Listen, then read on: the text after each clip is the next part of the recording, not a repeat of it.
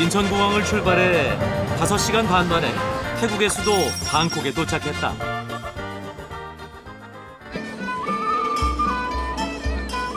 (1780년대부터) 역사가 시작된 방콕은 태국의 수도이자 경제의 중심이다. 또한 라오스, 캄보디아, 미얀마를 포함한 인도차이나 반도의 경제 중심이기도 하다. 방콕은 세계적으로 관광객들의 사랑을 받는 관광 도시 중 하나다. 찾는 이들이 많다 보니 도로는 1년 12달 차와 오토바이로 가득하다.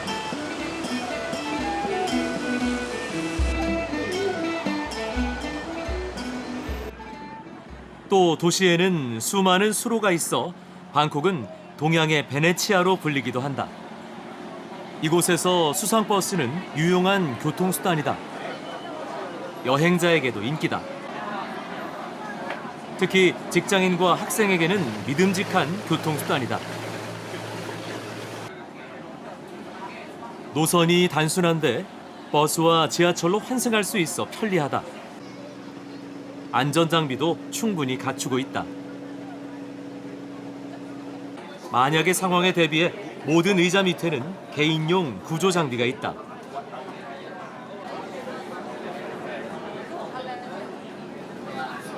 수상버스가 드디어 출발한다. 배가 출발하자 눈앞에 이국적인 풍경이 펼쳐진다. 유유히 흐르는 강물 옆으로 저마다의 역사를 지닌 사원들이 자리하고 있다.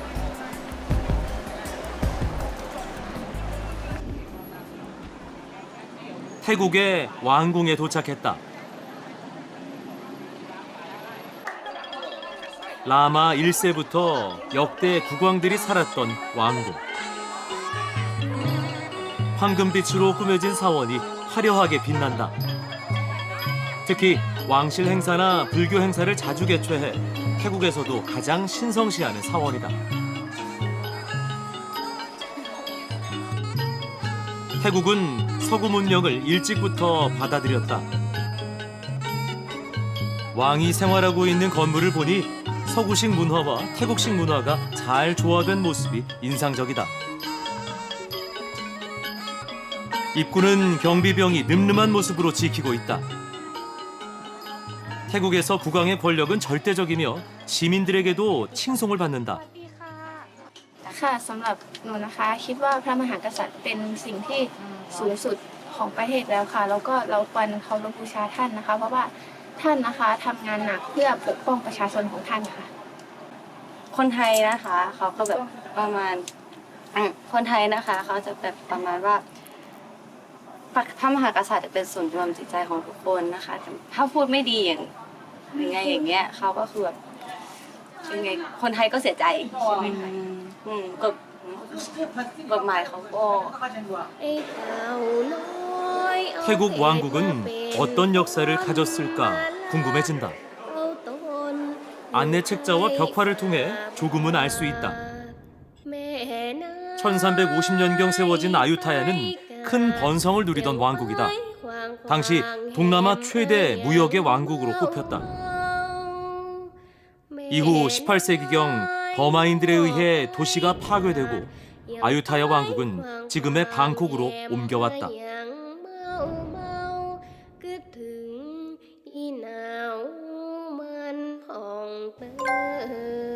방콕으로부터 북쪽으로 70여 킬로미터 떨어진 곳에 아유타야 왕국이 있었다. 길이가 372킬로미터에 이르는 짜오프라야 강. 이 강을 타고 바다로부터 이곳까지 세계 각국의 무역선들이 찾아왔다.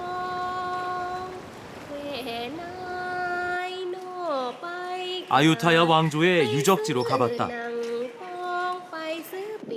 훼손된 채 그대로 남아있는 유적에서 과거에 화려했던 모습을 엿볼 수 있다.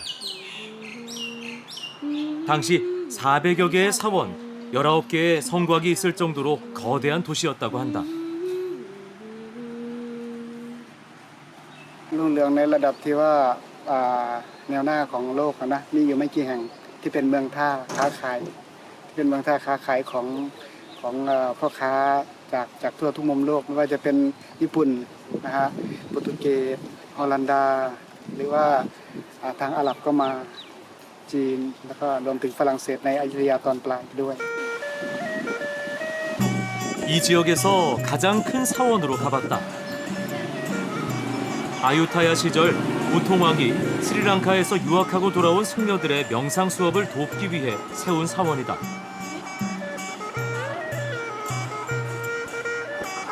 이곳을 찾는 이들의 간절한 마음이 느껴진다. Today, Ayutthaya. Saturday, Yeah. all the family want off day, so they all want to come. Okay. Also never come. First time for me here. เพราะว่าเหมือนพระพุทธเจ้าได้สอนไว้ค่ะว่าเราต้องนับถือพระพุทธศาสนา 무참한 침략의 흔적이 곳곳에 남아있는 가운데 커다란 불상이 한결같이 자리를 지키고 있다. 사람들은 불교를 상징하는 노란색 선을 둘러 의미를 기린다.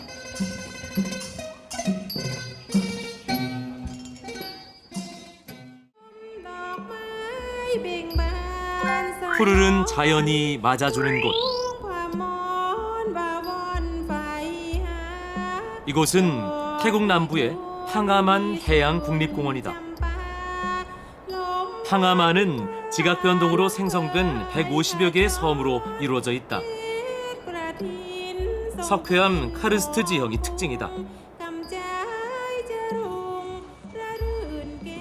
동굴 안에 자리한 수안쿠하 사원으로 가봤다. 석회암 산 안에 크고 작은 동굴 중 하나에 만들어진 사원이다. 안으로 들어가면 부처님의 마지막 모습을 표현한 대형 와불이 눈에 들어온다.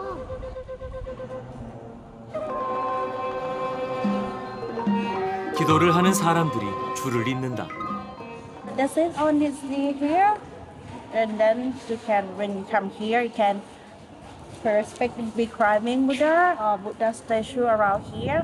When we go on that side there, you can see like a signature for the King Rama when they come here. 사원 내부에는 수많은 불상이 놓여 있다. 조용한 동굴 안에서 불상을 마주하고 있으면 마음이 차분해지는 느낌이다.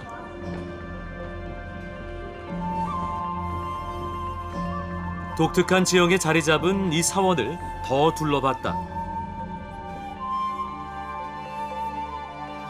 길을 따라 안쪽으로 들어가 봤다. 자연 동굴 그대로의 모습을 볼 수 있다. 세월의 흐름에 따라 자라난 다양한 형태의 종유석이 보인다. 은은한 빛과 자연이 그려낸 그림자가 어우러져 장관을 이룬다. 배를 타고 팡아만을 둘러보기로 했다. 영국인 신혼부부가 함께 배에 올랐다. We need an adventure. We wanted to go on an adventure. So we came here. Yeah. You like Thailand? Yeah. Yeah. It's warm. Warm.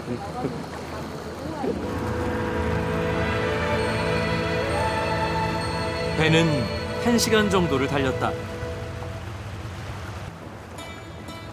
도착한 곳은 수많은 섬 중에서도 가장 유명한 관광 명소다. 일명 제임스 본드 섬으로 불리는 거대한 바위섬. 영화 007 시리즈 중 황금총을 가진 사나이의 촬영 장소로 유명해지면서 영화 주인공인 제임스 본드의 이름이 붙었다. 세계적인 관광 명소가 된 뒤 수많은 관광객이 줄지어 찾아오고 있다.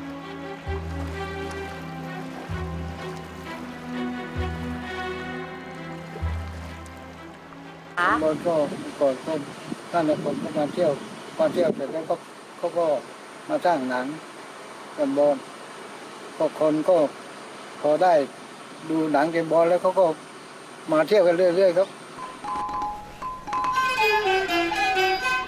태국을 대표하는 관광지가 되고 전 세계에서 사람들이 몰려들면서 지역은 활기를 찾았고 사람들의 생활 모습도 바뀌었다.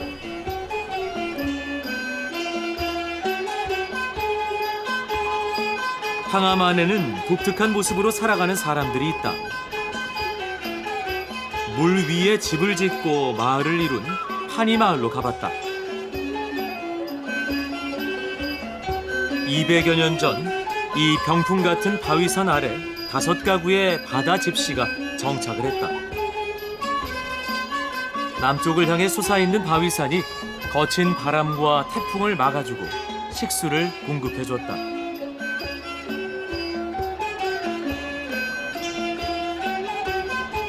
지금은 1,800여 명이 이곳 수상가옥에서 살아가고 있다. 주민 대부분은 이슬람교인이다. 마을의 중심에 자리한 이슬람 사원. 주민들은 하루에 5번씩 찾아와 기도를 한다고 한다.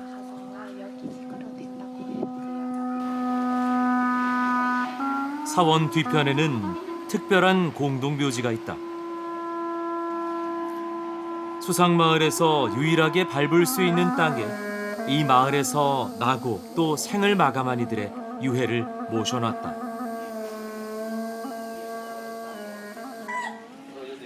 마을 사람들을 직접 만나봤다. 1,800여 명의 주민이 모두 친척이라고 한다. ญาติกันหมดเลย ญาติกันทั้งหมู่บ้านเลย ถ้าคนนอกก็บางทีแบบแต่ว่าเราไปได้เมียต่างจังหวัดมาอยู่ บางทีผู้ชายก็ได้ผู้หญิงก็ได้ผู้ชายต่างจังหวัดมาอยู่ด้วยกันเป็นอย่างนั้นแต่ที่แท้แล้วคือญาติกันทั้งเกาะเลย 집집마다 애완동물을 키우는데 유난히 새를 많이 키운다. 새의 움직임으로 날씨를 예측할 수 있기 때문이라고 한다.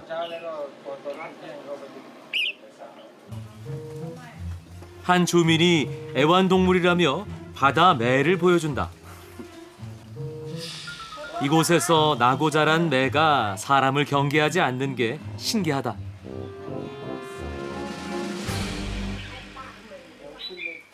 더 특이한 애완동물이 있다. 동네 꼬마아이와 친구라는 긴팔 원숭이다. 원숭이가 짓궂게 장난을 친다.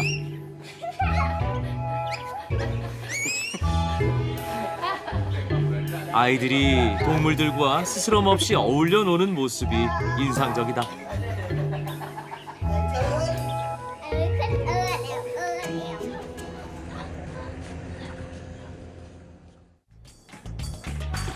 여섯 시간을 달려 도착한 곳은 태국 남부에 있는 파탈룽 지역이다.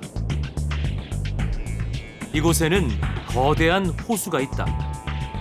동남아시아에서 가장 큰 자연 담수호 중 하나인 탈레너이 호수.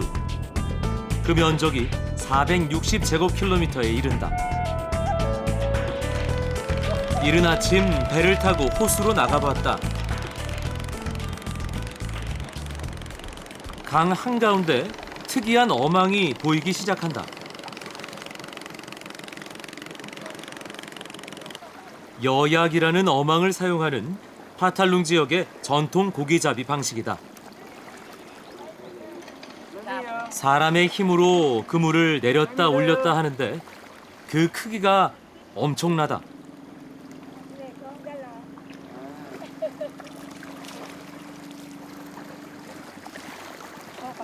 2층으로 올라가 봤다.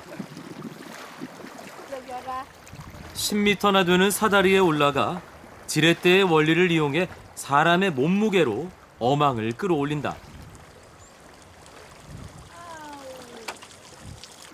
그물에 걸린 물고기를 뜰채로 건진다. ก็ถึงเลือกใช้วิธีนี้จับปลาคะ มันได้สะดวกเลยยกกันนี้แต่ก่อนก็ยกเป็นกั้นย่อหนู เขายกออกกับไอ้นั่นตั้มเป็นย่อเล็กๆกัน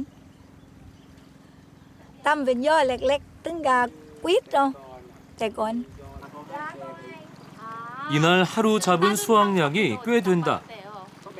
큼직한 고기도 보인다. คือ กับหลาน1 กิโล 작은 고기는 따로 담아놨는데 싱싱하다.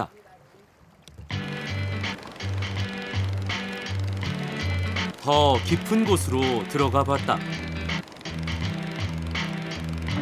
탈레너의 호수는 수심이 얕고 습지가 많다. 유난히 연꽃이 많이 보인다. 해마다 3월이면 훨씬 많은 연꽃이 피어난다. 배를 멈추고 꽃을 촬영해봤다. 분홍색 연꽃이 화사하게 피어있다. 한 꽃에는 우렁이 알을 낳아놓았다. 자세히 보니 연잎 주변으로 소금쟁이가 분주하게 돌아다닌다.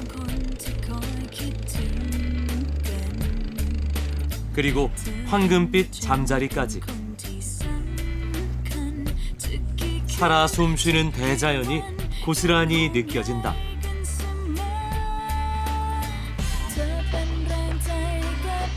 오염되지 않은 자연은 인간에게 많은 것을 베풀어준다.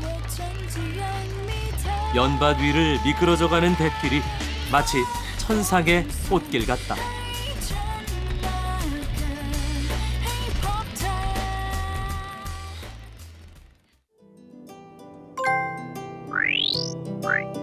이번엔 태국의 최남단 리빼 섬으로 간다.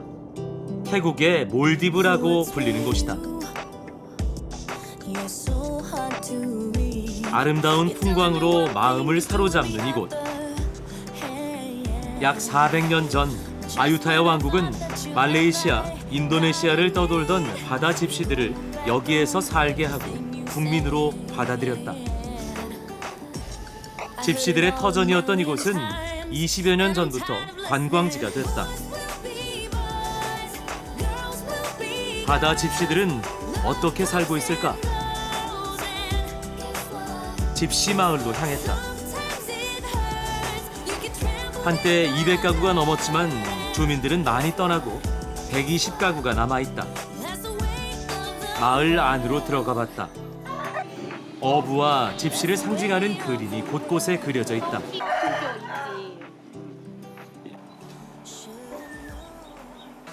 Hello. 태국인들과는 조금 다른 얼굴. 이들의 언어도 태국어와 조금 다르다. 배를 이어 마을에 살고 있는 연 씨를 만났다. รุ่นก่อนหน้านี้ประมาณกี่ร้อยปี ผมน่าจะประมาณ300 ปีหรือ400 ปีประมาณนั้นเลยครับ สามีส่วนนี้ก็ภรรยาแล้วก็ลูกชายอีก2 คนอยู่ที่สตูล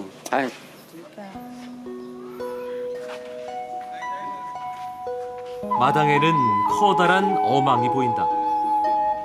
바다 집시들이 사용하는 특이한 형태의 어망이다. ก็แซตัวเนี้ยตอนนี้เสร็จแล้วพร้อมแล้วที่จะลงทะเล เมื่อพาไปลงทะเลแล้ว ไม่ได้ว่าลงวันนี้มีปลาแต่ต้องลงแล้วก็ต้องปล่อยประมาณ1 อาทิตย์ถึงจะมีปลาแล้วก็ไปดูแล้วไปดูใต้น้ำถ้ามีปลาก็เอาขึ้น ถ้าไม่มีปลาก็อยู่เหมือนเดิมใต้น้ำเข้าตรงนี้มันมีเนี่ยมันจะมีปากของมันจะมีปากแล้วมันจะเข้าปากตรงนี้เนี่ยมันจะเข้าตรงนี้ไอ้นี่มันเป็นฟันเพื่อที่จะไม่ให้ปลามันออกมาเมื่อมันออกมามันก็กลัวฟันอันเนี้ยมันก็เลยไม่ออกนอกเสียจากพอเอามาขึ้นปุ๊บแล้วก็เปิดประตูแล้วก็เอาปลาออกปิดประตูกลับแล้วก็ลงทะเลครับ 고기잡이 하는 곳으로 따라가 봤다.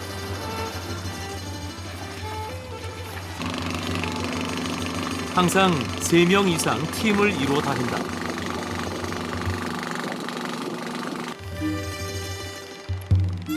얕은 바다에는 산호초가 많아 이리저리 뱃머리를 돌리며 목적지로 향한다. 맑은 바닷속 산호초가 투명하게 들여다보이는 모습이 아름답다. 섬을 출발한 지 40분 만에 목적지에 도착했다. 미리 내려두었던 그물을 걷어 올린다.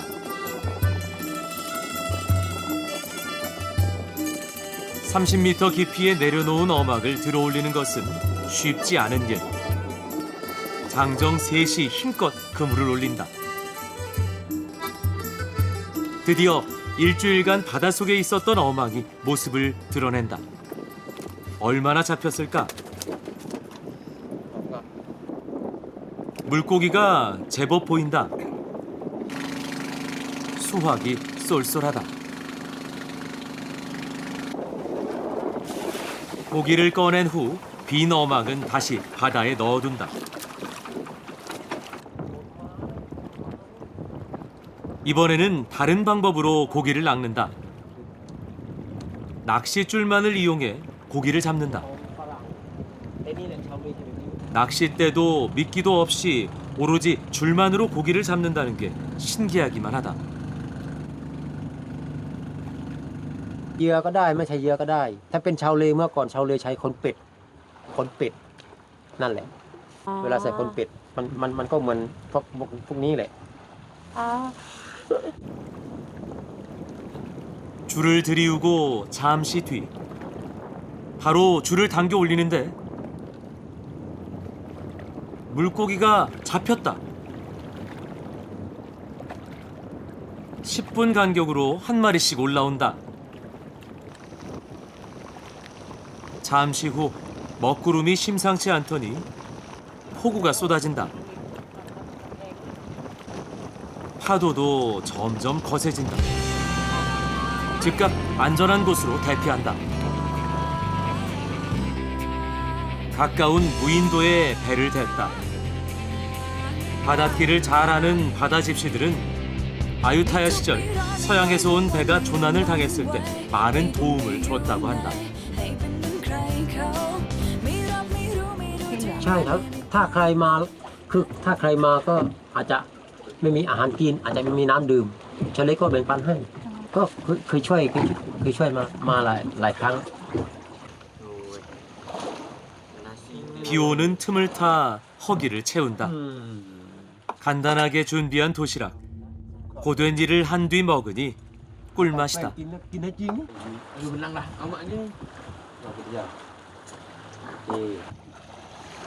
식사를 마친 뒤 윤 씨는 작살로 물고기를 잡는 전통 낚시법을 보여준다. 지금은 사라진 방법이다. ชาวเลเมื่อก่อนอยู่ได้ก็เพราะอันนี้กับอันนี้ตั้งแต่พอเกิดเปิดการท่องเที่ยวปุ๊บชาวเลก็เลยใช้เฉพาะเบ็ดนี้อันนี้ก็กฎหมายออกมาไม่ให้ทำคือไปทำลายธรรมชาติส่วนหนึ่งอันนี้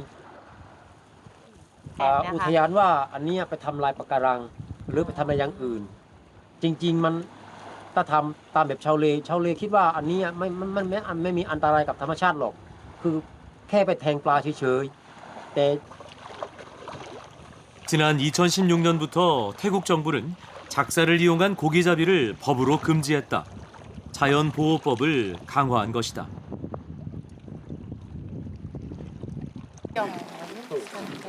이곳에서 나고 자란 소녀는 바다가 친숙하다.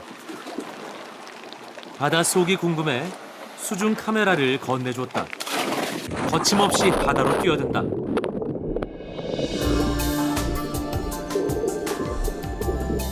소년이 든 카메라에 신비로운 바닷속 풍경이 고스란히 담겼다. 맑은 바닷속, 산호초와 열대어의 모습이 아름답다. 400년간 대를 이어 바다를 지켜온 사람들. 이들은 예전 방식 그대로를 지키며 살아가고 싶어 한다. อยากให้ชาวเลเป็นยังไงอยากให้ชาวเลมีชีวิตแบบดั้งเดิมยิ่งขึ้นอยากจะได้ชีวิตแบบดั้งเดิมแต่ชีวิตในยุคนี้ดูแล้วชาวเลมันจะลำบากไม่เหมือนเมื่อก่อนชาวเลสบายกว่าอยากได้ชีวิตแบบชาวเลดั้งเดิมกลับมานี่ชอบเข้าเมืองอย่างนี้สบายตกปลาไปทักใส่ดีกว่า 소박한 꿈을 가지고 소소한 행복 속에 살아가는 사람들. 나는 이들의 미소와 소망을 마음에 담고 여행을 마무리했다.